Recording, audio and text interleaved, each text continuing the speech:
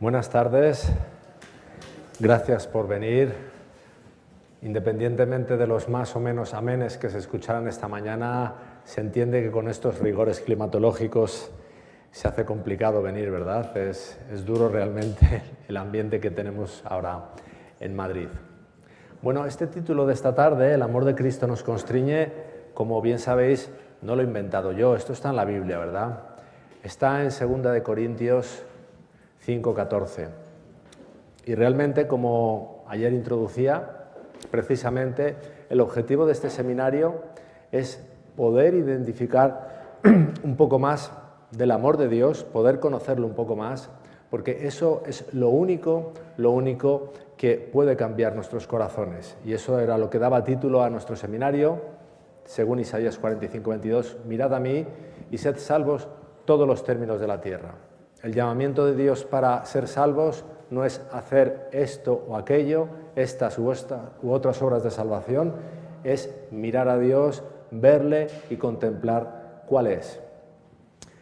Y en ese sentido, hoy sí que vamos a tener presentación de PowerPoint, así que yo voy a pedir a la parte audiovisual que la ponga. Vamos a comenzar con este versículo, que estoy seguro que bien conocéis. Primera de Juan 4:19 dice: nosotros le amamos a Él porque Él nos amó primero. Fijaos que ahí se habla bien claro de que en una relación de amor, en este caso entre Cristo y nosotros, ¿quién es el que toma la iniciativa?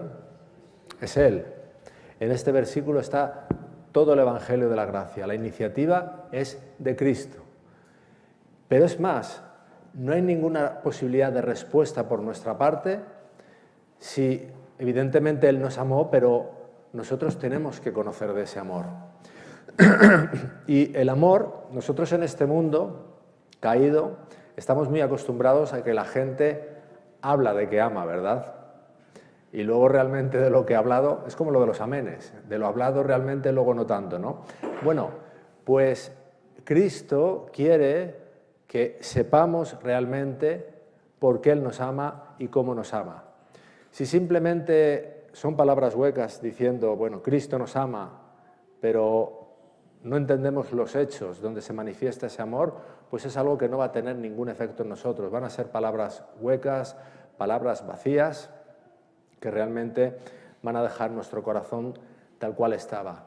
Dios quiere que escudriñemos en su palabra, Dios quiere que entendamos cómo Él nos ha manifestado ese amor. Es algo de lo que hemos estado intentando hablar ayer y hoy vamos a profundizar un poco más en ello con la ayuda de Dios. Fijaros lo que nos dice Pablo en estos versículos de Efesios 3. En el versículo 17 dice: para que habite Cristo por la fe en vuestros corazones, a fin de que, arraigados y cimentados en amor, dice, seáis plenamente capaces de comprender, y ahora dice una cosa que atenta contra la física de nuestro tiempo. Nosotros nos vivimos en un espacio tridimensional. Aquí habla de 4 dimensiones, con todos los santos, cuál sea la anchura, la longitud, la profundidad y la altura. Aquí habla de una cosa que se escapa a nuestro entendimiento. Y ahora dice, y de conocer el amor de Cristo, que excede a todo conocimiento, para que seáis llenos de toda la plenitud de Dios. Así que si queremos ser llenos de la plenitud de Dios, Dios no nos dice, haz esto, haz lo otro. Dios no nos dice, da a los pobres, ven a la iglesia, guarda el sábado. Esos son frutos que se producirán cuando salgan de un corazón convertido por el amor al haber contemplado a Cristo. No hay otra manera, no hay otra manera. Realmente Dios no nos dice, haz esto, haz aquello. Dios lo que nos dice, mírame a mí, no a Fernando, no, mírame a mí, a Dios. Juan 14:12 dice, de cierto os digo, el que en mí cree, las obras que yo hago, Él las hará también, y aún mayores hará, porque yo voy al Padre. Esto es tremendo, ¿verdad? ¿Os dais cuenta de lo que dice ahí? El que en mí cree, las obras que yo hago, Él las hará también, ¿verdad? Tendemos a pensar que Jesucristo hacía ciertos milagros porque Él era Dios y tenía una ventaja comparativa con respecto a nosotros, pero lo vamos a ver a lo largo de la charla. Aquí nos dice que el que en Él cree, las obras que Él hace, hará. Las obras que Él hace son también desarrollar una perfecta justicia. Ahora, aquí dice el que en mí cree. El que en mí cree quiere decir el que cree en Jesucristo tal cual es, no teniendo una visión distorsionada, no creyendo en un falso Cristo. ¿Recordáis lo que dice el capítulo escatológico de Mateo 24? Dice que en los tiempos finales habrá falsos cristos. Ahora, esos falsos cristos, en mi opinión, no habla de señores que se hacen pasar por Cristo. Esos son fáciles de identificar, ¿verdad? Esta especie de lunáticos o como le queráis llamar, que aparecen un día y se hacen pasar por Cristo. Esto es fácil de identificar, ¿verdad? Lo que no es tan fácil de identificar son conceptos erróneos de Cristo, especialmente cuando están bien extendidos en todo el mundo y también en toda la cristiandad. Eso es más difícil de identificar. Por eso él dice, el que en mí cree. Tenemos que entender quién es el verdadero Cristo, cómo es el verdadero Cristo, porque la fe en otro Cristo no es la fe de la que habla la Biblia. Dios pretende que tengamos fe en Cristo tal cual es Cristo. ¿De acuerdo? Así que yo hoy, a diferencia de lo que hice ayer y esta mañana, hoy vamos a hacer una cosa un poco más estructurada y yo, del amor de Dios se podría estar hablando esta tarde, mañana, pasado y toda la eternidad, ¿verdad? Pero yo quiero presentar hoy 7 grandes puntos y me he permitido elegir este número porque es el número de Dios, el número 7, 7 aspectos de Cristo donde podemos ver su amor incondicional por nosotros y por toda la raza humana. ¿De acuerdo? Los vamos a ir exponiendo uno por uno. Están de alguna manera unos con otros interrelacionados, ¿de acuerdo? Pero los vamos a ir viendo uno por uno.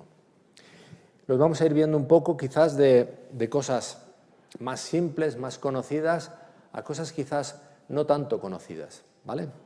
El primero de esos 7 puntos es una doctrina que tenemos muy clara en la Iglesia Adventista. Es una doctrina sobre la que no tenemos ninguna duda nosotros. No lo digo irónicamente, de verdad. Vais a verlo. Eclesiastés 9:5 dice, porque los que viven saben que han de morir, pero los muertos nada saben ni tienen más paga, porque su memoria es puesta en olvido. Ese versículo, Eclesiastés 9:5, resume lo que nosotros llamamos la doctrina de los muertos o la doctrina de la no inmortalidad del alma, ¿verdad? Nosotros sabemos, porque lo dice claramente la Biblia aquí en Eclesiastés 9:5, como en otros sitios, que los muertos no se van a otro sitio, o no se queda aquí el cuerpo, pero el alma se va a otro sitio, ¿de acuerdo? Lo que nos dice la Biblia es que los muertos están muertos, hasta que un día el Señor los resucite, ¿verdad? Ahora, alguien podrá decir, bueno, ¿esto qué tiene que ver con el amor de Cristo, verdad? Pues tiene mucho que ver. Tiene mucho que ver, fijaos, la falsa enseñanza tan extendida en todo el mundo, y no solo en la mayoría del mundo cristiano, sino también en el mundo no cristiano. El mundo no cristiano cree en la reencarnación, cree en un montón de cosas que tienen que ver con la inmortalidad del alma, ¿verdad? La antigua mentira que le intentó inculcar la serpiente a Eva, ¿verdad? Cuando le dijo, no moriréis, la gran mentira. Esa gran mentira sigue resonando por todo el mundo y la mayoría del mundo cree esto, y la mayoría del mundo cristiano cree esto. La mayoría del mundo cristiano cree que el creyente cristiano durante toda su vida al morir, aquí se queda el cuerpo, pero el espíritu, el alma, lo que ellos llaman el alma, va al cielo, ¿verdad? Esto es mentira.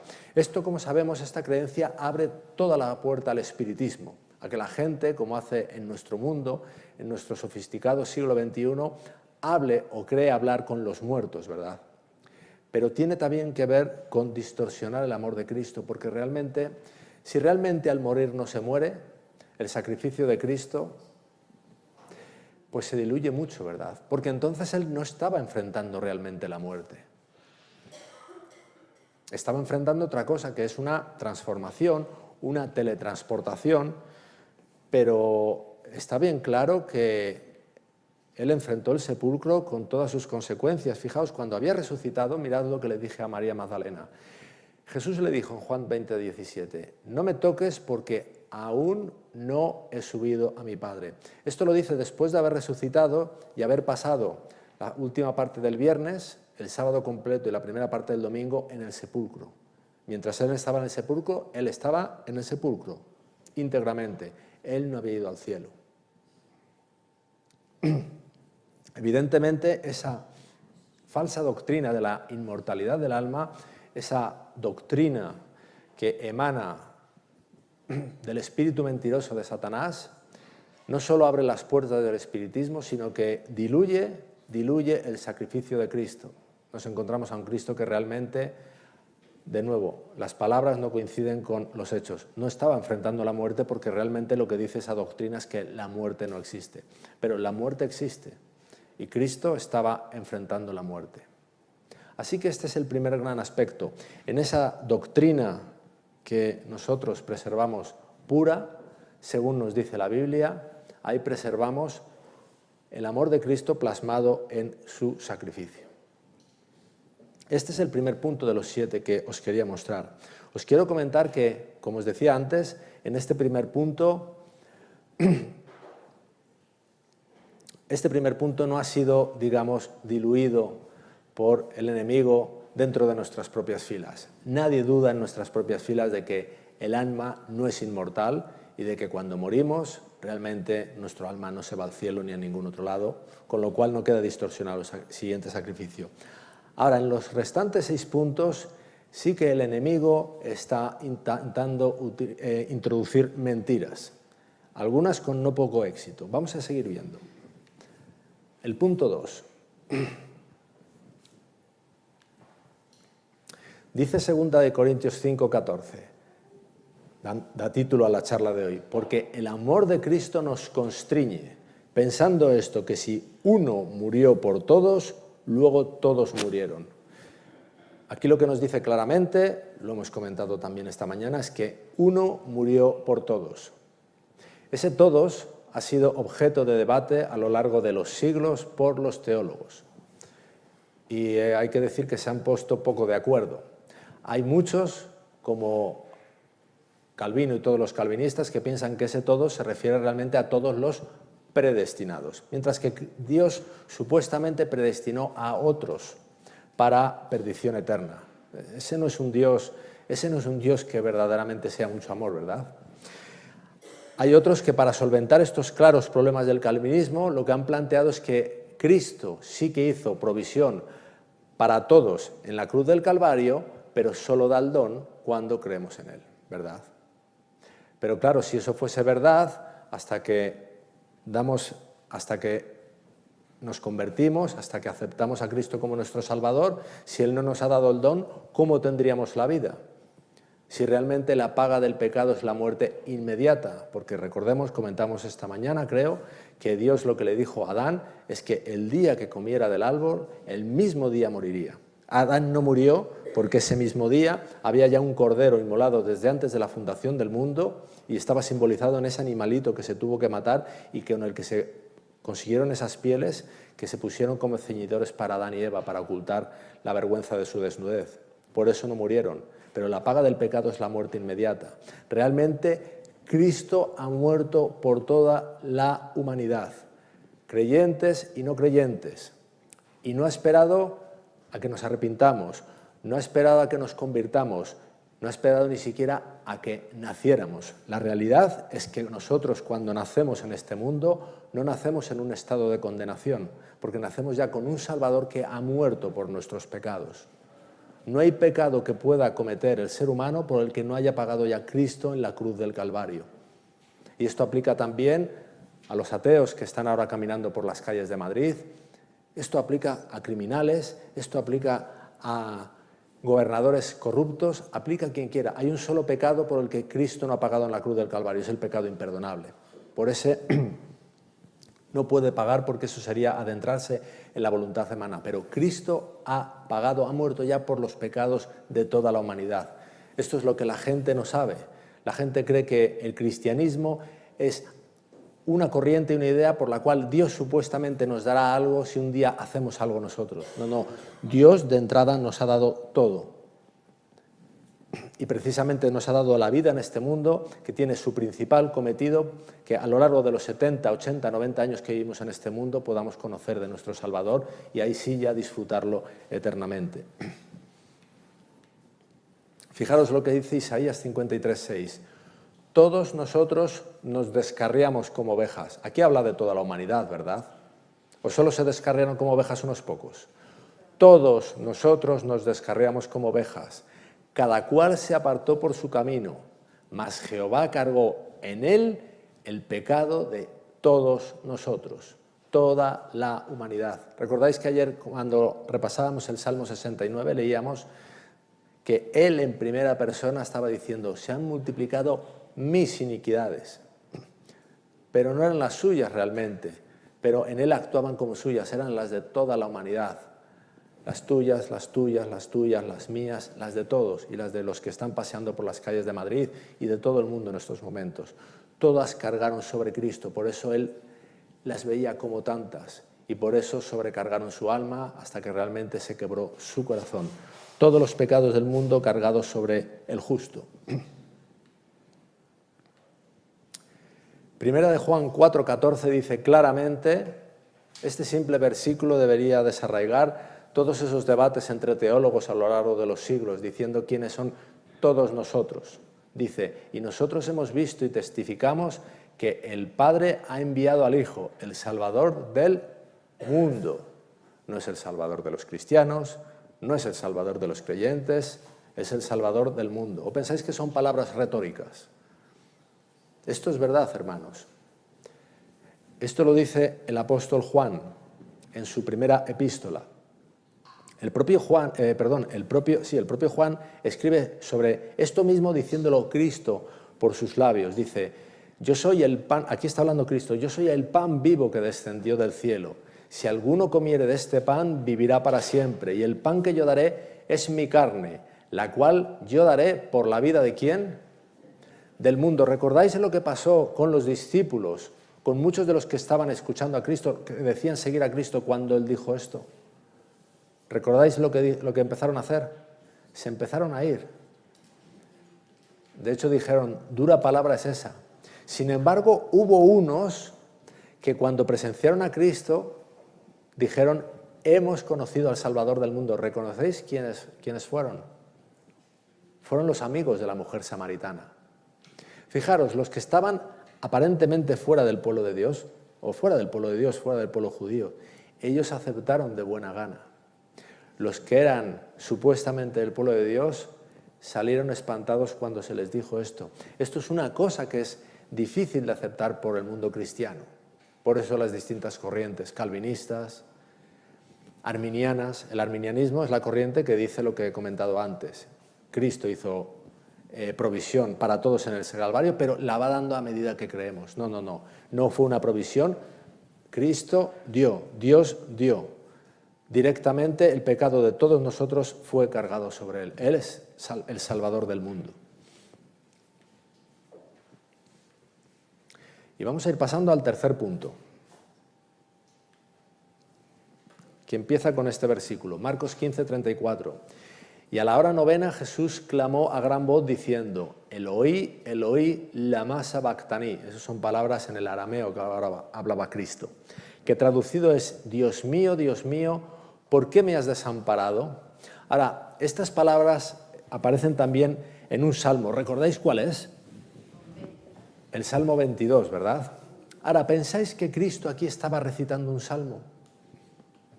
¿Pensáis que Cristo estaba en esos momentos para estar recitando nada? ¿Creéis que eran palabras que realmente salían de lo más profundo de su corazón? Disculpadme. Dios mío, ¿por qué me has desamparado? Os pregunto, ¿pensáis que Dios Padre le había desamparado? ¿Qué pensáis?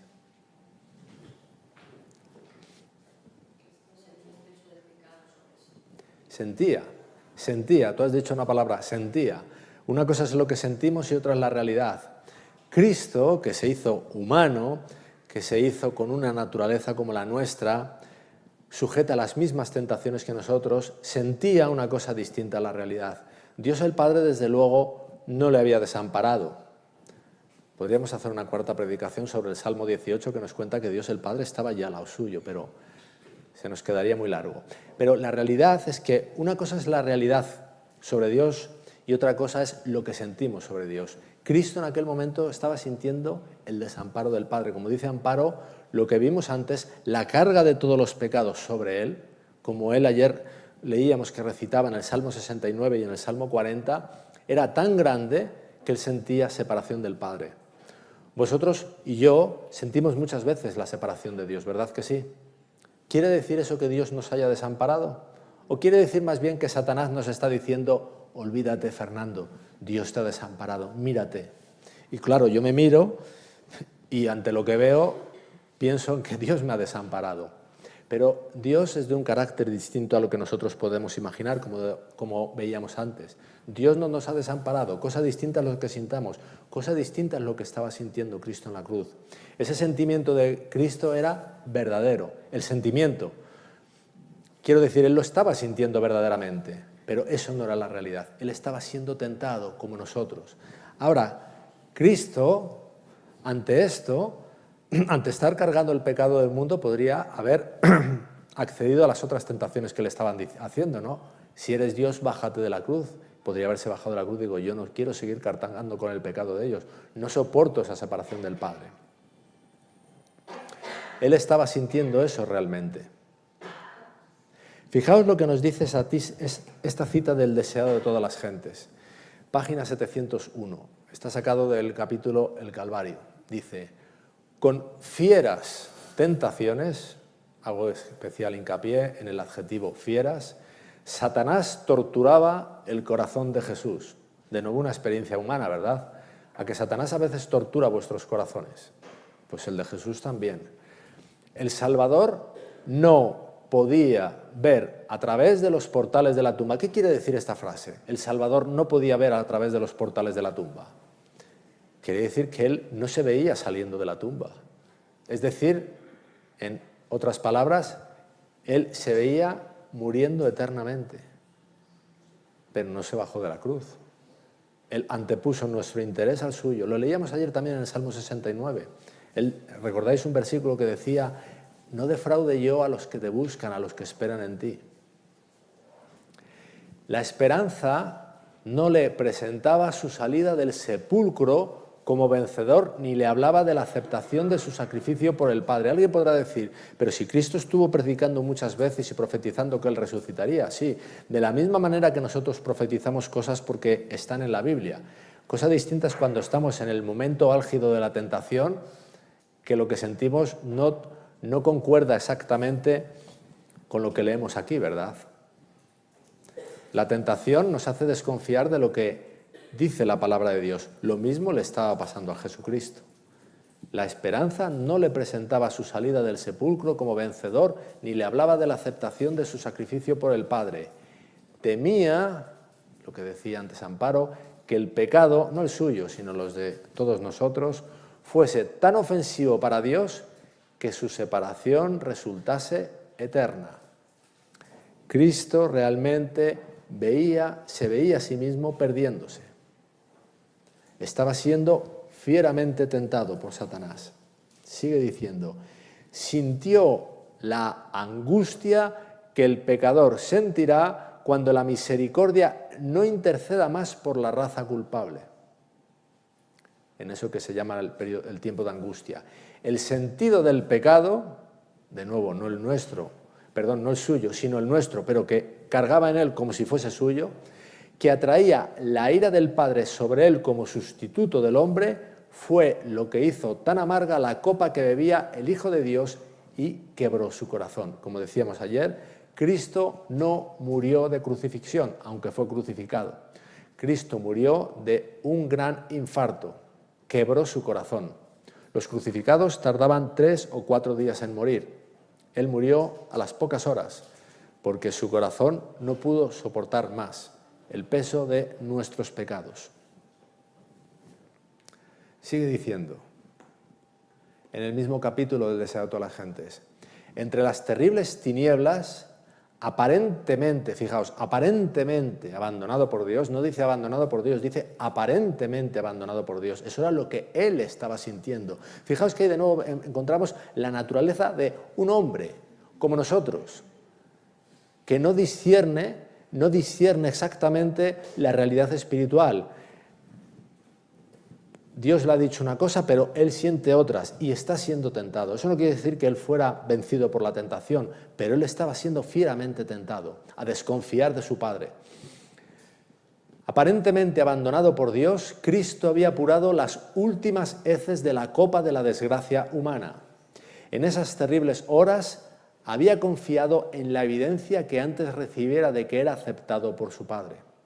Fijaos, él recapitulaba, también lo veíamos ayer leyendo el Salmo 69, en su antigua experiencia, y él veía como en otras situaciones en las que él se había visto mal, él había recibido las evidencias de la bondad de su Padre, y él empezaba a tirar de sus registros de memoria, de las evidencias que Dios le había dado de su amor y de su bondad, una experiencia que también tenemos que hacer nosotros. Conocía el carácter de su Padre, aunque no lo estaba sintiendo en ese momento. El creyente, y perdonad que insista una vez más, no se puede guiar por sus sentimientos. Los sentimientos son una fuente de engaño. La Biblia dice que maldito el hombre que confía en su propio corazón. ¿Creéis que los sentimientos que tenéis vosotros son confiables?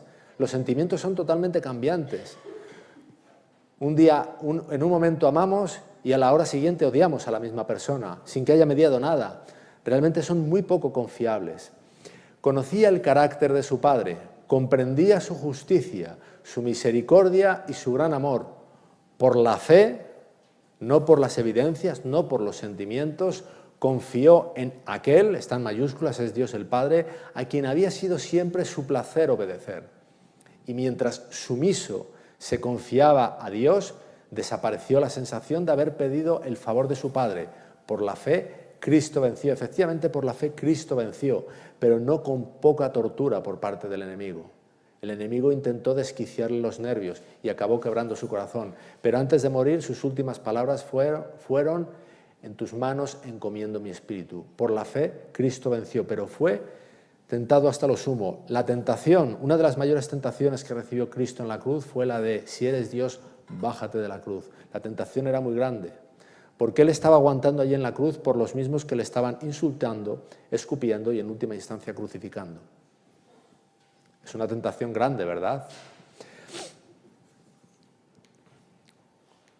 Fijaos en esta otra cita del deseo de las gentes, pero de otro capítulo. Esta es muy clara. Dice: nunca podrá comprenderse el costo de nuestra redención hasta que los redimidos estén con el Redentor delante del trono de Dios.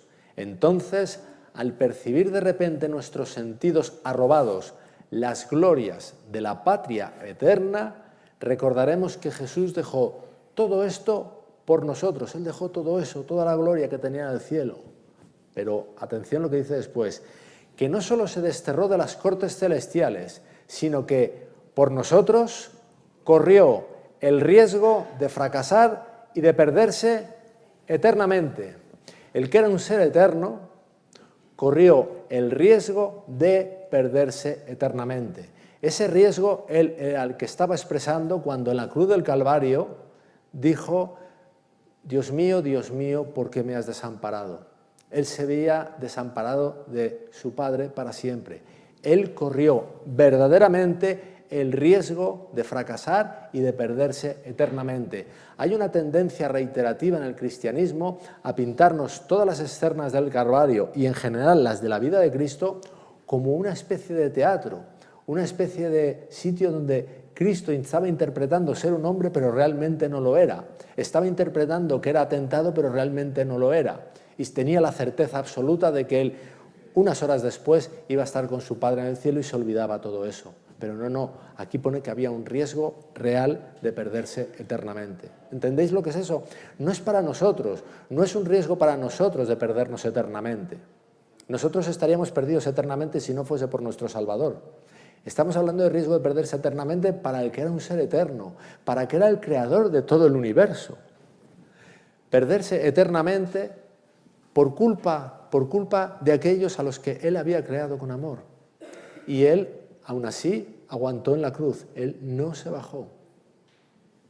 Reitero una vez el versículo que leíamos ayer, no recuerdo el número, está en el Salmo 69, no defraude yo a los que esperan en ti.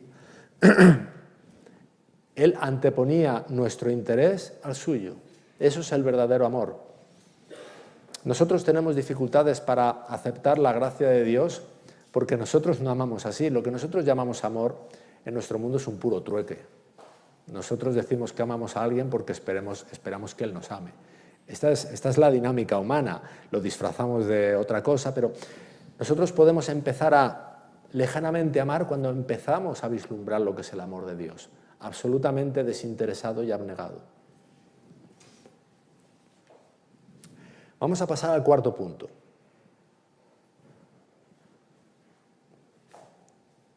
Juan 1,14 dice, y aquel verbo fue hecho carne. En los versículos previos de Juan 1, él está presentando al verbo, al que estaba con Dios y era Dios, ¿recordáis, verdad? Pues dice, aquel verbo fue hecho carne y habitó entre nosotros y vimos su gloria, gloria como del unigénito del Padre, lleno de gracia y de verdad. Ahora yo he subrayado ahí la palabra carne, fue hecho carne. Para vosotros, ¿qué significa que el verbo fue hecho carne? ¿Creéis que la palabra carne utilizada en el Nuevo Testamento aplica a este pellejo que tenemos aquí que cubre nuestros huesos y nuestros tendones? ¿Creéis que se refiere a eso? Yo creo que no. Yo creo que no. Fijaos, en el Getsemaní el propio Cristo habló de una particularidad de la carne, utilizó la misma palabra, es la palabra griega sarx, y dijo, orad porque a la verdad el espíritu está dispuesto, pero la carne es débil. Pues eso fue lo que se hizo Cristo.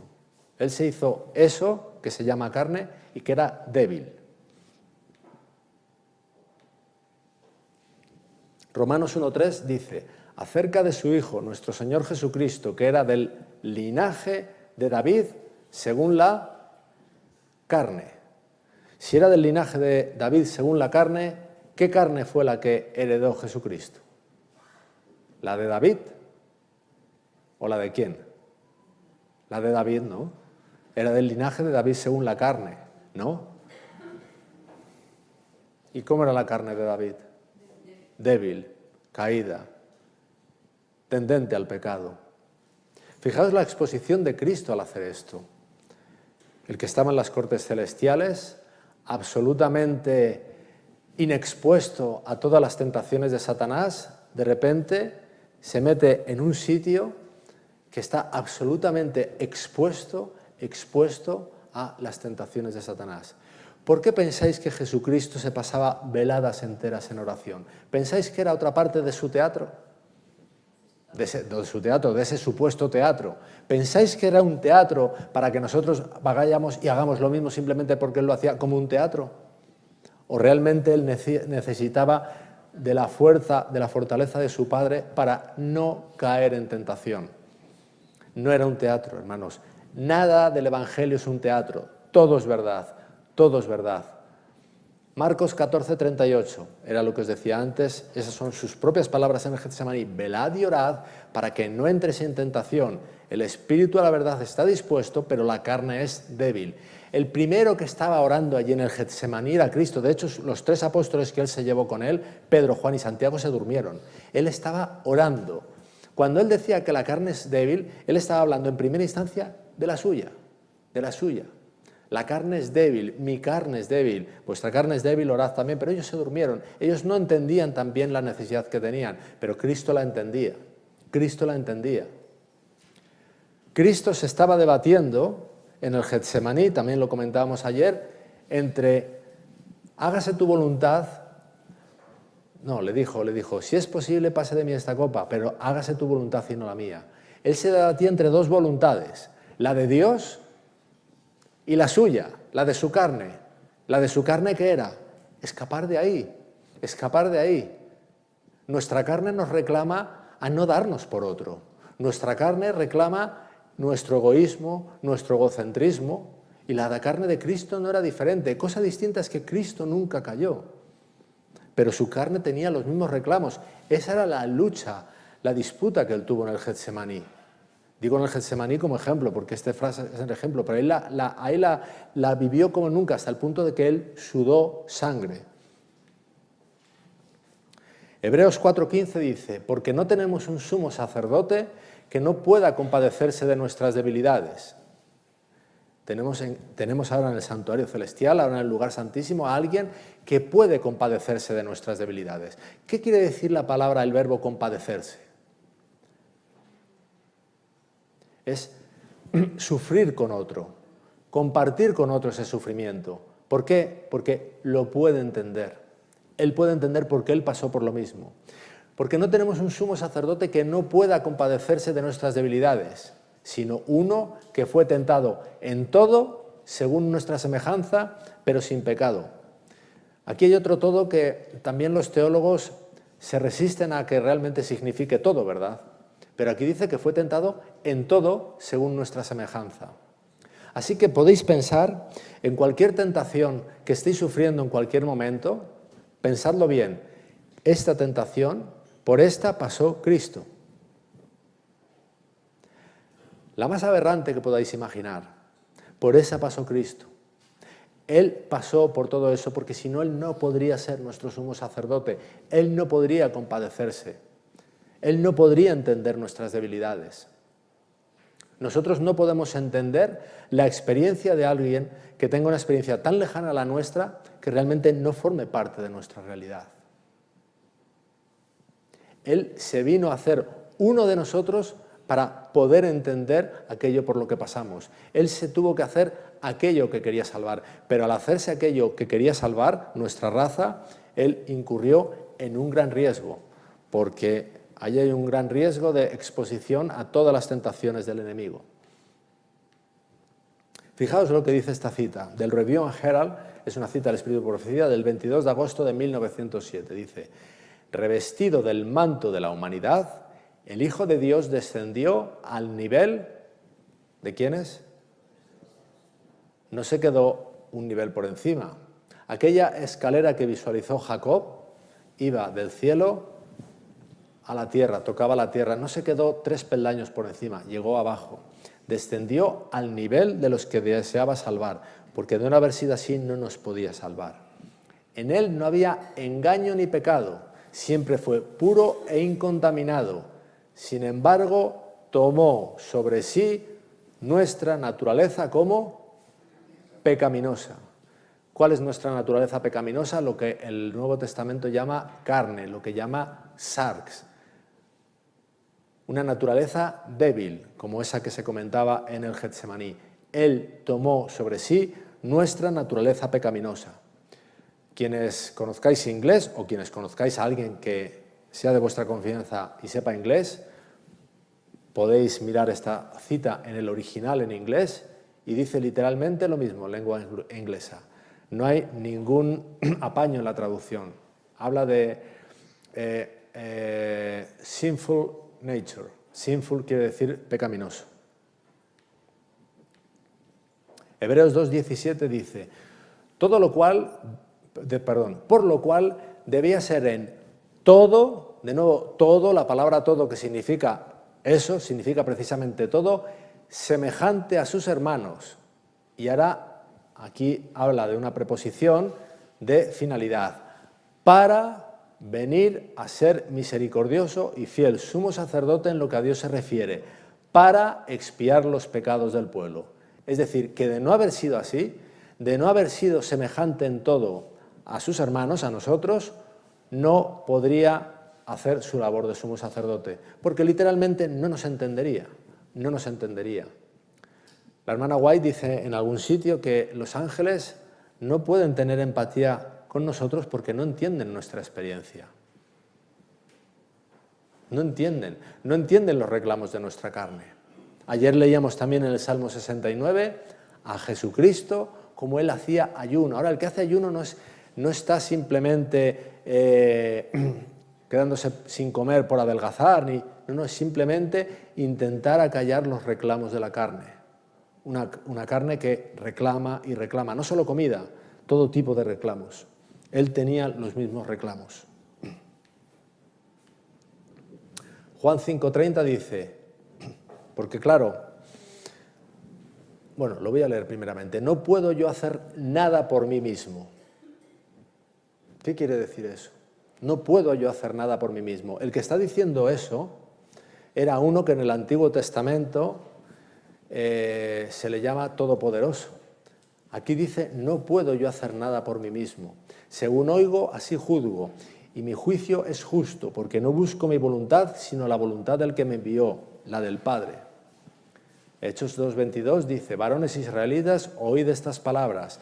Jesús Nazareno, varón aprobado por Dios entre vosotros, con las maravillas, prodigios y señales que Dios hizo entre vosotros por medio de él, como vosotros mismos sabéis. Antes leíamos al principio, el que en mí cree, las obras que yo hago, él hará. Él veis que no las hacía por sí mismo. Él se dejó en el cielo una cosa que se llama la omnipotencia. Él dijo, no puedo yo hacer nada por mí mismo. Lo dijo él cuando estaba aquí en este mundo. No puedo yo hacer nada por mí mismo. Él se despojó de todo eso que era y tomó una carne como la nuestra. Él era tan indefenso como nosotros, pero él estaba en permanente comunión con el Padre. Lo mismo que estaba a su disposición está la nuestra. Él se despojó de más cosas.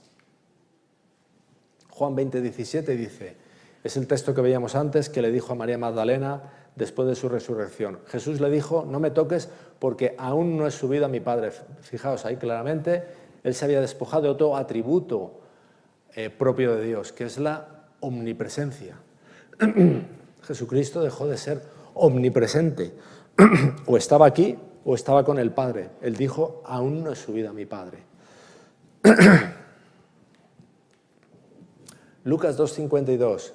Y Jesús crecía en sabiduría y en estatura. Está hablando de Jesús cuando era niño. Y en gracia para con Dios y los hombres. ¿Pensáis que esto se puede decir de Dios? ¿Que crecía en sabiduría? ¿La sabiduría de Dios es mejorable? Si es mejorable, no es perfecta. Jesucristo también se despojó de eso. Jesucristo, Ellen White en El deseo de todas las gentes lo narra de una manera emocionante. Él descubrió a los 12 años quién era él y cuál era su propósito. Él, observando a un sacerdote degollando a un corderito, él entendió que eso era una imagen de su misión en este mundo. Él fue entendiendo. Todo ese plan que él trazó en el cielo desapareció de su mente y él lo fue aprendiendo, él fue creciendo en sabiduría. De la omnisabiduría de Dios, él también se despojó. Él verdaderamente se hizo un hombre, no un hombre a medias. Y finalmente, Marcos 13:32. Pero de aquel día y de la hora nadie sabe, ni aun los ángeles que están en el cielo, ni el Hijo, sino solo el Padre. Él también se despojó de la omnisapiencia, de la segunda venida, de la hora, del día y la hora, solo sabe el Padre, ni el Hijo sabe. Ellen White cuenta, a principios del siglo XX, cuando pasaron aquellos momentos alrededor de 1888, en que Jesucristo tendría que haber venido, si su iglesia hubiese respondido como Dios puso todos los medios para que hiciese, pero finalmente él no vino y empezó esa demora que dura tantos años. Ella dijo que el chasco de Cristo es inconmensurable. ¿Pensáis que podría estar chasqueado alguien que sabía el día y la hora de su venida? Si él supiese que iba a venir, pongamos, en el año 2035, ¿cómo se iba a haber chasqueado? Si él ya lo sabía. Ellen White dijo que su chasco era inconmensurable. Él se despojó también de la omnisapiencia. Y pasamos al punto 5. Este es un punto que puede parecer muy obvio, pero no debemos olvidar nunca, porque con facilidad se olvida. En Juan 10, 17 a 18, él dijo, por eso me ama el Padre, porque yo pongo mi vida. En esa expresión, yo pongo mi vida, está implícitamente expresada su voluntariedad en todo eso. Cristo no fue ordenado a hacerlo, Cristo no estaba obligado a hacerlo, no estaba obligado moralmente a hacerlo, lo hizo voluntariamente. Yo pongo mi vida para volverla a tomar. Nadie me la quita, nadie me fuerza, nadie me obliga a ir ahí, sino que yo de mí mismo la pongo. Tengo poder para ponerla y tengo poder para volverla a tomar. Este mandamiento recibí de mi Padre. El acto de Cristo de venir a hacer todo esto que estamos narrando, despojarse de las cortes celestiales, exponerse a perderse eternamente, tomar una carne indefensa ante las tentaciones del enemigo, todo esto lo hizo en absoluta voluntariedad. Es importante comentar esto porque yo a veces escucho cosas parecidas como que Dios y Cristo hicieron todo eso como un acto de responsabilidad, porque ellos en el fondo habían creado a Lucifer, eran los originarios del problema. De alguna manera se infiere eso en el ambiente. Pero no, la Biblia nos dice que fue un acto absolutamente voluntario. Eso evidentemente es dejar sin responsabilidad al ser humano. Nosotros tenemos una carne débil, tenemos muchas cosas que juegan en nuestra contra, pero eso no nos hace menos responsables de nuestros pecados. No nos hace menos responsables. Nosotros conservamos un libre albedrío. Satanás nunca puede forzarnos. Satanás puede tentar nuestra naturaleza débil, nuestra naturaleza pecaminosa, pero no puede forzarnos a pecar. Esta misma voluntariedad la expresa el apóstol Pablo de una manera preciosa en la carta a los Efesios. En el capítulo 5 dice: y andad en amor, y como también Cristo nos amó y se entregó a sí mismo por nosotros, ofrenda y sacrificio a Dios en olor fragante. ¿Qué es una ofrenda? Una ofrenda es algo voluntario, ¿verdad? Nosotros distinguimos entre diezmos y ofrendas, ¿verdad? Y la ofrenda es voluntaria. Yo puedo dar más, yo puedo dar menos, yo puedo dar cero, yo puedo dar mucho. Es voluntario. Él fue una ofrenda. A él nadie le forzó. Él podría haberse quedado allí en el cielo y nosotros simplemente habríamos muerto, desaparecido para siempre y a otra cosa mariposa. Pero Cristo no quiso hacer eso. Cristo hizo eso voluntariamente. Él realmente se compadeció de nuestro problema. No tenía ninguna obligatoriedad. Y pasamos al punto 6. Y aquí en el punto 6 y en el punto 7 empezamos a adentrarnos en cosas bien profundas. A mí me gustan mucho estos dos puntos. Yo no sé si voy a compartir con vosotros o si vais a compartir conmigo el aprecio que les tengo, pero a mí me parecen cosas bien profundas y creo que en gran medida bien desconocidas. Pero para eso Dios nos ha dado su revelación. En Lucas 1:35, en ese versículo donde se habla de la anunciación a María del ángel Gabriel, dice: respondiendo el ángel le dijo: el Espíritu Santo vendrá sobre ti y el poder del Altísimo te cubrirá con su sombra. Por lo cual, también el santo ser que nacerá será llamado Hijo de Dios. Así que aquí hay una expresión. Ese santo ser, que era Jesucristo, será llamado Hijo de Dios, ¿verdad? ¿Sí? Pero aquí hay una expresión que dice por lo cual, es decir, aquí se expone la razón por la cual será llamado Hijo de Dios. ¿Cuál es la razón? Está en el texto. Es simplemente un análisis semántico del versículo. Será llamado Hijo de Dios por la manera de la concepción. El Espíritu Santo vendrá sobre ti y el poder del Altísimo te cubrirá con su sombra. Por lo cual, por eso, será llamado Hijo de Dios. Hay otro en este mundo que fue llamado literalmente Hijo de Dios. ¿Recordáis quién fue? Jesucristo es el segundo Adán. En la genealogía inversa de Jesús se dice, en Lucas 38, hijo de Enos, hijo de Set, hijo de Adán, hijo de Dios. Adán fue hijo de Dios de una manera muy directa. Adán, a diferencia de todos los otros seres humanos, de todos los otros hombres de este mundo, no nació de una matriz, de un vientre materno. Él fue realmente la obra, la creación de Dios. Nosotros lo somos también, pero indirectamente, por ya reproducción. Él lo fue porque fue creado directamente por Dios. De una manera similar a como Jesucristo es llamado Hijo de Dios por la especial manera de su concepción, por la intervención de Dios directamente a cómo fue concebido. Ahora, la Biblia nos dice claramente que Jesucristo es llamado Hijo de Dios por eso. Si es por eso, no es por una relación que padre e hijo tuvieran allá en la eternidad antes de los tiempos, por una relación ontológica que hubiera entre ellos previa a la encarnación. Tiene que ver con la encarnación, no con la relación previa entre padre e hijo. Vamos a verlo. En Exaltad a Jesús, página 10, nos dice Ellen White: el Verbo existía como un ser divino, el eterno Hijo de Dios, en unión e igualdad con su Padre. Unión e igualdad con su Padre. ¿Entendéis lo que pone ahí? Unión e igualdad con su Padre. Ahora alguien podrá preguntar, entonces, ¿por qué ella misma lo llama Hijo de Dios? Perdón, que estoy dándole al que...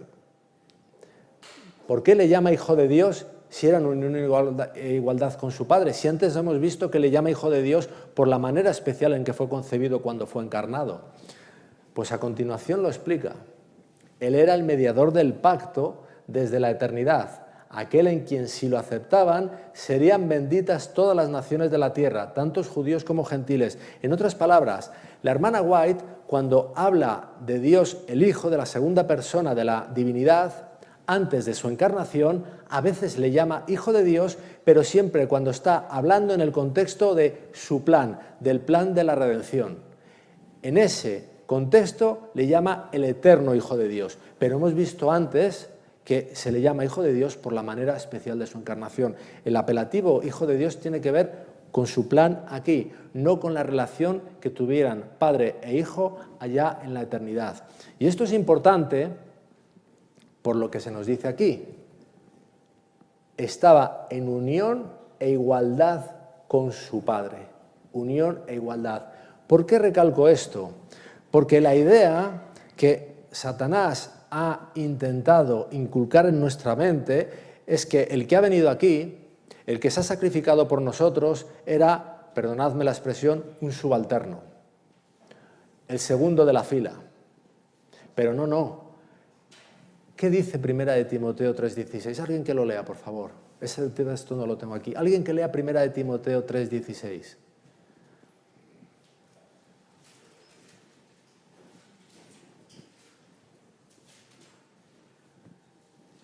Sí, por favor. E indiscutiblemente grande es el misterio de la piedad. Dios fue manifestado en carne.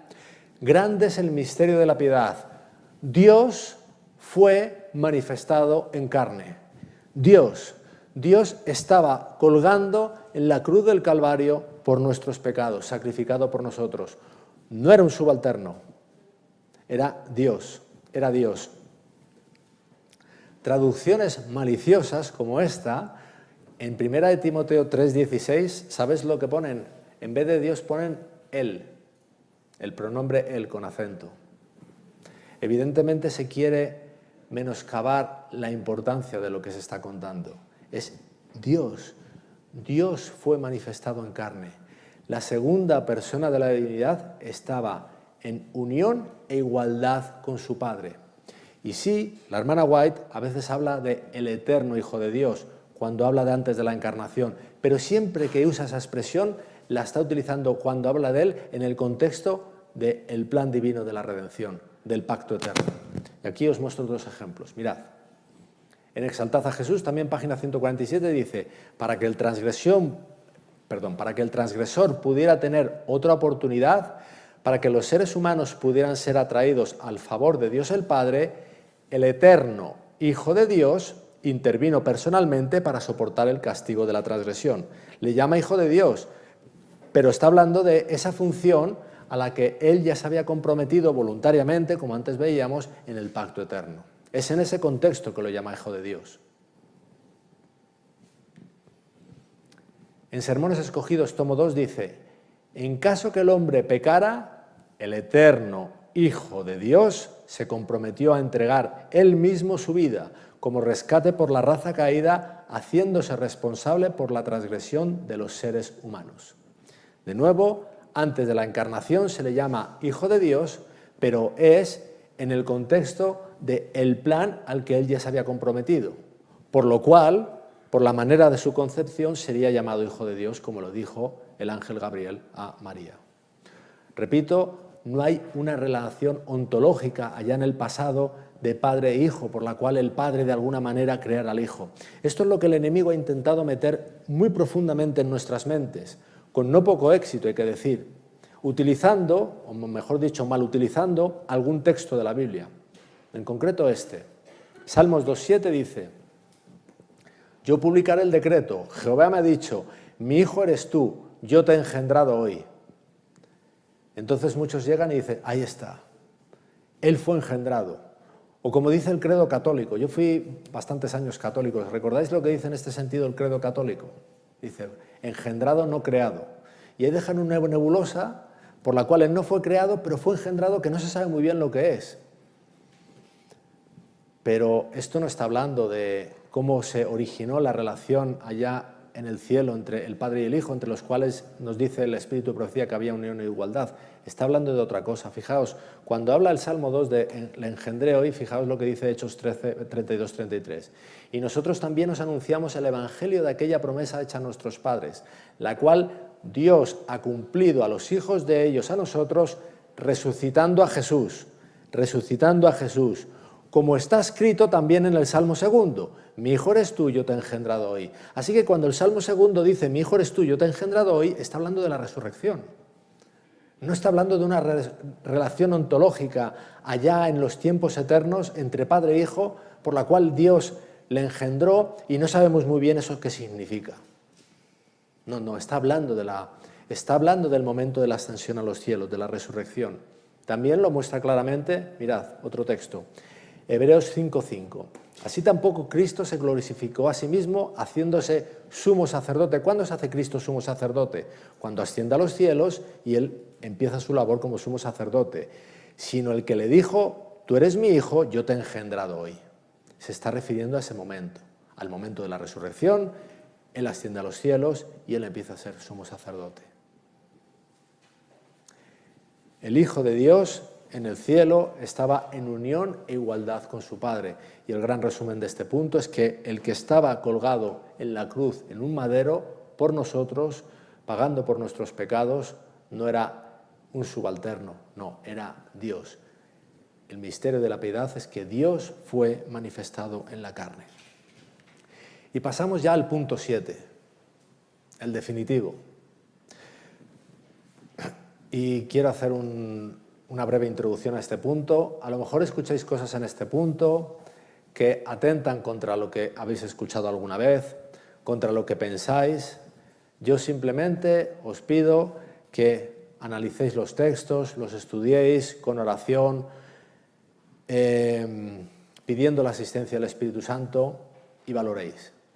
Pero realmente en este punto, el sacrificio de Cristo por nosotros profundiza hasta donde las mayores expectativas no podían esperar, no podían creer.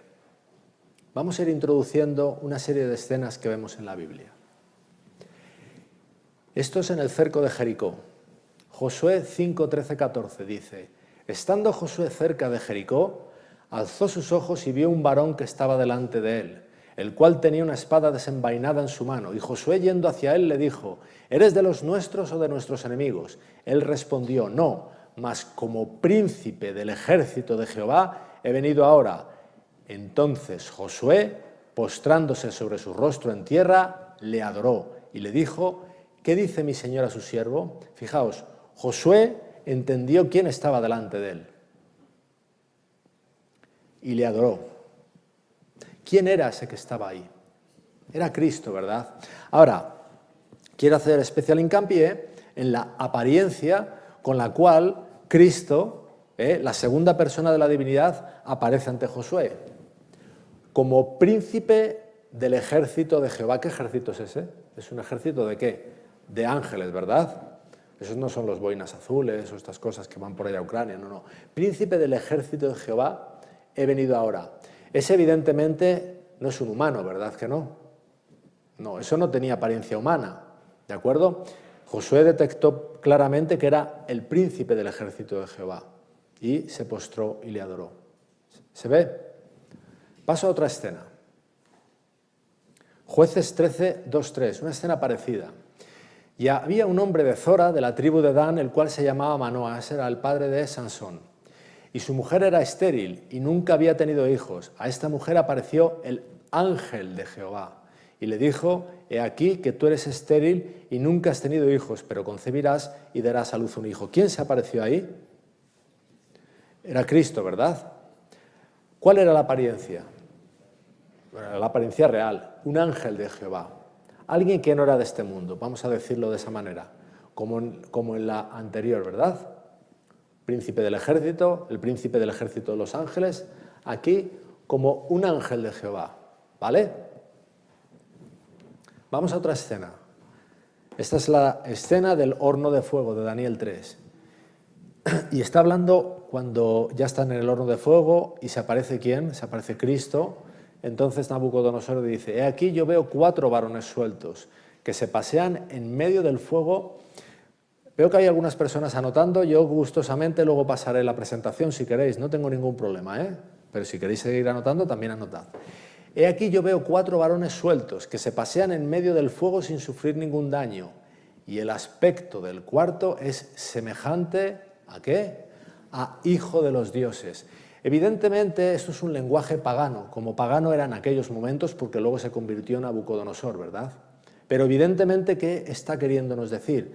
¿Cómo era esa persona a la que él estaba viendo? ¿Que era quién? ¿Quién era ese cuarto? Era Cristo, ¿verdad? Era la segunda persona de la divinidad. Era alguien que, ¿verdad?, se escapaba a lo que era la raza humana, ¿verdad? Le veía como un hijo de los dioses, ¿verdad?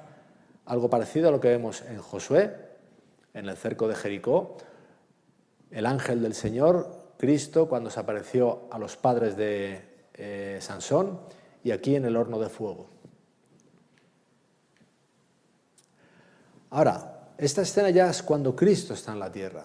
Dice, Jesús le dijo, las zorras tienen guaridas y las aves del cielo nidos, mas el Hijo del Hombre no tiene donde recostar su cabeza. ¿Cómo se presenta aquí Cristo? El Hijo del Hombre. ¿Qué quiere decir el Hijo del Hombre? Fijaos, si hay alguien en este mundo de quien no se pudo decir que era hijo de hombre, era de Jesús, porque José no era su padre realmente, ¿verdad? Hijo de hombre porque él nació de la raza humana, él era a todos los efectos un hombre, el Hijo del Hombre. Y desde luego sí que tuvo una madre humana, ¿verdad? Su apariencia era la de plenamente un hombre. ¿Estáis de acuerdo o no estáis de acuerdo? Bien, vamos a la siguiente escena. Vamos recorriendo cronológicamente la Biblia. 3 escenas antes de la encarnación, esta durante la encarnación, pero vamos ahora a una después de que acaba la encarnación y Jesucristo ya ha ascendido a los cielos. El Salmo 80, en el versículo 17, dice, sea tu mano sobre el varón de tu diestra, sobre el Hijo de hombre que para ti afirmaste. El varón que está a la diestra de Dios, de ese, la Biblia dice que es un hijo de hombre. Lo mismo que se dice de Cristo cuando estaba aquí en la tierra. No es esto lo que se decía de él antes de la encarnación. Ahí se habla del ángel de Jehová, etcétera, etcétera. Vamos a una escena aún más posterior. Esto es cuando ha ascendido y se sienta a la diestra del Padre. Esta es la escena del juicio, ¿verdad? En Daniel 7. Dice, miraba yo en la visión de la noche, y he aquí con las nubes del cielo venía uno como un hijo de hombre. Ese movimiento, leemos en Ellen White, que no es Jesucristo viniendo a las nubes de los cielos, sino cuando está pasando del lugar santo al lugar santísimo. Pero lo importante es que esto es en el año 1844, han pasado 18 siglos después de la encarnación, después de que Cristo ascienda a los cielos, y lo que se ve en visión es ¿a quién? A un hijo de hombre, a un humano. Vamos ahora a una escena de la segunda venida. Apocalipsis 14:14 dice, miré y he aquí una nube blanca, y sobre la nube uno sentado semejante al Hijo del Hombre, que tenía en la cabeza una corona de oro y en la mano una hoz aguda. Así que el revelador, Juan, Lo que está viendo ahí en visión es a uno semejante al Hijo del Hombre, es decir, a un hijo de hombre, a un humano es lo que está viendo él. Ahora, la Biblia nos dice en Números 23:19 que Dios no es hombre para que mienta, ni hijo de hombre para que se arrepienta. Él dijo y no hará, habló y no lo ejecutará. Dios no es hombre ni hijo de hombre. Y esto se ve en que cuando Cristo está aquí en la tierra, Él mismo se llama a sí mismo Hijo de Hombre. Lo que la Biblia en Números 23:19 dice que nunca puede apelar a Dios. Él no dejó de ser Dios, su identidad no era Dios, pero él allí literalmente tomó la forma de hombre, la naturaleza de un hombre. Pero hemos visto que después de la encarnación, cuando ya ha ascendido, la Biblia sigue hablando de él como un hijo de hombre. ¿Por qué es importante todo esto? El camino a Cristo en la página 13 dice: de tal manera amó Dios al mundo que dio a su Hijo unigénito. Fijaos en el verbo es dar, el verbo no es prestar. ¿Cuál es la diferencia entre dar y prestar? Cuando yo a ti, Carolina, te presto algo, tú me lo devuelves, ¿verdad? Entonces vuelve a ser mío. Pero si te lo doy, es tuyo para siempre, ¿verdad? De tal manera amó Dios al mundo que dio a su Hijo unigénito. Ahora, como decía esta mañana, ¿a quién se lo dio? Al mismo objeto del amor de la primera cláusula, al mundo. Lo dio no solamente para que viviera entre los hombres, no solamente para que llevase los pecados de ellos y muriera con su sacrificio, lo dio a la raza caída. Cristo iba a identificarse con los intereses y las necesidades de la humanidad. El que era uno con Dios se ha unido con los hijos de los hombres con lazos que jamás serán quebrantados. Repito, lo dio a la raza caída, no lo prestó, lo dio. Y creo que todos entendemos bien la diferencia entre el verbo dar y el verbo prestar.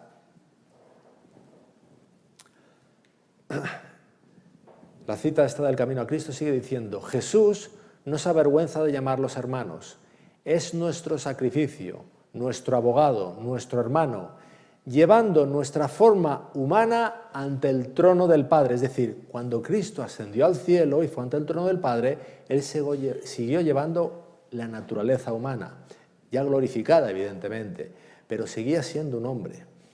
Y por las edades eternas será uno con la raza que ha redimido.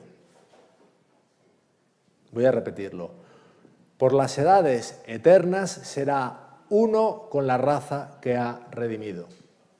¿Os dais cuenta que Dios no prestó a Cristo a la raza caída, sino que se lo dio? Será uno con la raza caída por la eternidad. El Hijo del Hombre.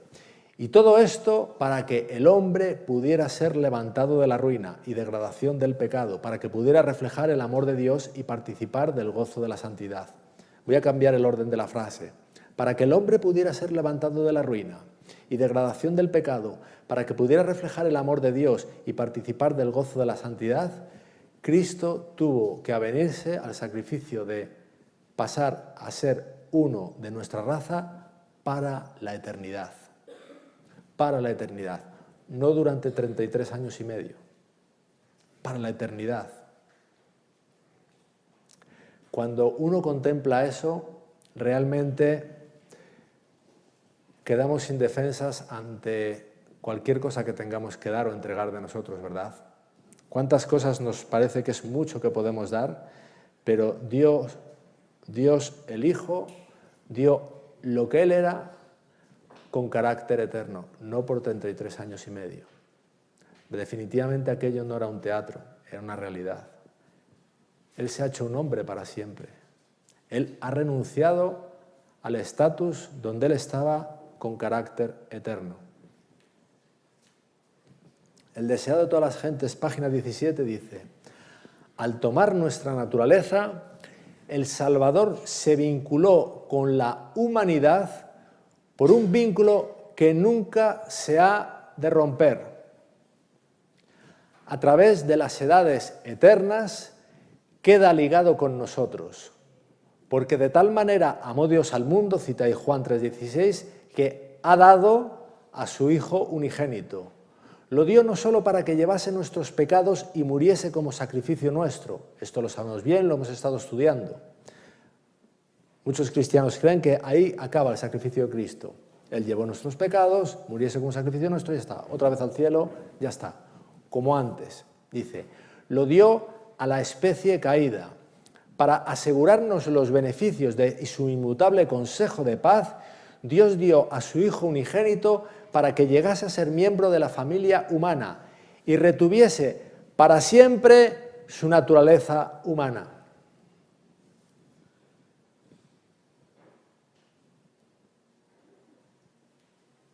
Lo voy a repetir.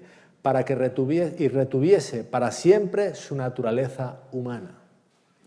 Eso es un sacrificio. ¿Entendéis? O podemos empezar a entender por qué Pablo insiste en que miremos a la cruz, a cuán grande es el sacrificio, cuán grande es el amor. Tal es la garantía de que Dios cumplirá su promesa. Un niño nos es nacido, hijo nos es dado. De nuevo el verbo dar, no es prestar, es dar. Y el principado sobre su hombro. Cuando Cristo venció, estaba venciendo uno de la raza humana. Y como le escuchaba una vez a un pastor que traduje, él decía que si hipotéticamente ninguno de los seres humanos que hemos estado en este mundo, salvo Cristo, le aceptáramos y todos nos perdiéramos, la raza humana ya está representada en el cielo en la persona de Cristo. La raza humana ya ha triunfado, aunque nosotros, los demás, le hubiésemos hipotéticamente rechazado. La raza humana ya está representada en Cristo, allá en el cielo. El deseado de todas las gentes, en su último capítulo, dice que cuando Dios el Padre acepta el sacrificio del Hijo que viene a presentarse en su naturaleza humana, Él está aceptando a la humanidad. Signs of the Times del 1 de diciembre de 1890 dice: para crecer en gracia y en el conocimiento de Cristo,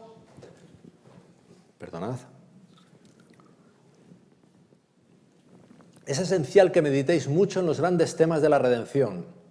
Deberíais preguntaros a vosotros mismos por qué Cristo tomó la humanidad sobre sí, por qué sufrió en la cruz, por qué llevó los pecados de los hombres, por qué fue hecho pecado y justicia para nosotros. Debierais estudiar para saber por qué ascendió al cielo en la naturaleza del hombre. En la naturaleza del hombre. ¿Y cuál es su trabajo por nosotros hoy en la naturaleza de un hombre?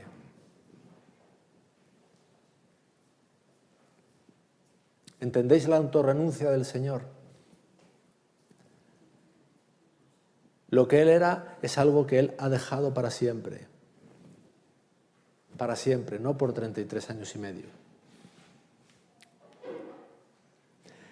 Romanos 8:29 nos dice: porque a los que antes conoció, también los predestinó para que fuesen hechos conforme a la imagen de su Hijo, para que Él sea el primogénito entre muchos hermanos. Fijaros, el que era unigénito, Hijo de Dios, ahora es primogénito de entre muchos hermanos. Y los hermanos comparten naturaleza. ¿Verdad que sí? Todos aquí tenemos, o la mayoría tendremos hermanos carnales y compartimos con ellos naturaleza, ¿verdad? Filipenses 3, 20-21 dice: mas nuestra ciudadanía está en los cielos, de donde también esperamos al Salvador, al Señor Jesucristo, el cual transformará el cuerpo de la humillación nuestra, esto será en la traslación, para que sea semejante al cuerpo de la gloria suya, por el poder con el cual puede también sujetar a sí mismo todas las cosas. Es decir, en la traslación nosotros seremos transformados en un abrir y cerrar de ojos, como nos dice 1 Corintios 15, ¿verdad? Pero seremos transformados para tener un cuerpo glorificado como el que Él tiene ahora, porque el que tiene ahora es un cuerpo de hombre glorificado. Eso es lo que nos está diciendo Filipenses 3, 20-21. Así que este versículo que también intentábamos desgranar esta mañana, Juan 3,16, tan conocido, este versículo es profundo, eterno, y seguiremos descubriendo cosas de él. Son unas pocas palabras, pero es palabra de Dios. De tal manera amó Dios al mundo que ha dado. Cada palabra de la Biblia, cada sílaba de la Biblia tiene un significado claro. Ha dado, no ha prestado. Lo ha dado al mundo, a la raza humana. Lo ha dado. Está en tiempo pasado, como recalcábamos esta mañana, y el verbo es dar, no es prestar. Lo ha dado. Y aquí concluimos la presentación de esta tarde. Pues espero no haberme alargado demasiado. Espero que os haya resultado de interés, tanto como lo fue para mí elaborar la presentación. Así que no sé cuál es el siguiente punto en nuestro. Muy bien. Muchas gracias. Vale, ante todo agradecerle al Señor por el privilegio que hemos tenido de tenerte, Fernando, aquí en nuestra iglesia. Gracias a ti, gracias a los que están por Zoom, gracias a los que están presentes. Vamos a abrir un espacio de preguntas y respuestas para los que tienen alguna duda. Entonces, pues podemos iniciarlo ahora. Si alguien tiene alguna pregunta, levante la mano y le llevamos el micrófono. Vale.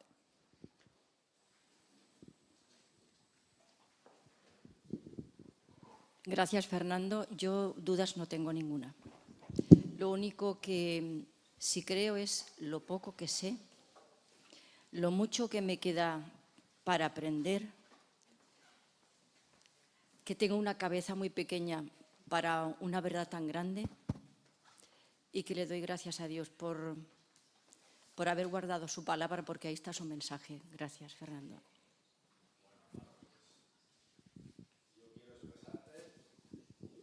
Expresas ninguna duda, yo también te voy a expresar que yo me identifico contigo y yo creo que todos nos debemos identificar con lo que acabas de decir. Hay un versículo en la palabra de Dios que deberíamos todos leerlo y releerlo con reverencia, porque creo que habla de todos nosotros. Es 1 Corintios 8:2 que dice: si alguien se imagina que sabe algo, aún no sabe nada como debiera saber. Realmente creo que era hoy cuando marchaba con Carlos y su familia para ir a comer que comentaba que empezamos a saber algo cuando entendemos que no sabemos nada. Ahí es cuando empezamos a saber algo. Unas palabras similares la humanidad se las atribuye a Sócrates, que dijo: solo sé que no sé nada, pero realmente la palabra de Dios expresa algo mucho más profundo realmente.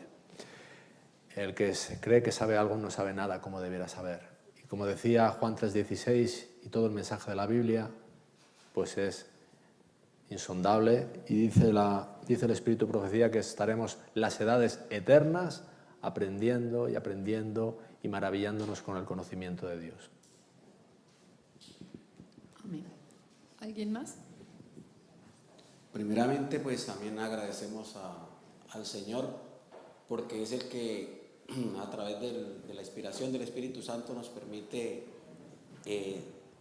ir aclarándonos en la medida que lo hablamos esta mañana, ¿no? De que nuestra mente tan finita pueda entender por lo menos lo básico para que podamos alcanzar por su gracia la salvación, ¿no? Y luego tendremos la eternidad, ¿no? Para aclarar todas las dudas como tal. El texto que leímos de primera de Timoteo 3:16, ¿no? El mensaje selecto de la hermana White dice que el proceso como tal de la encarnación fue un proceso penoso y misterioso, que tendremos la eternidad para entenderlo a plenitud.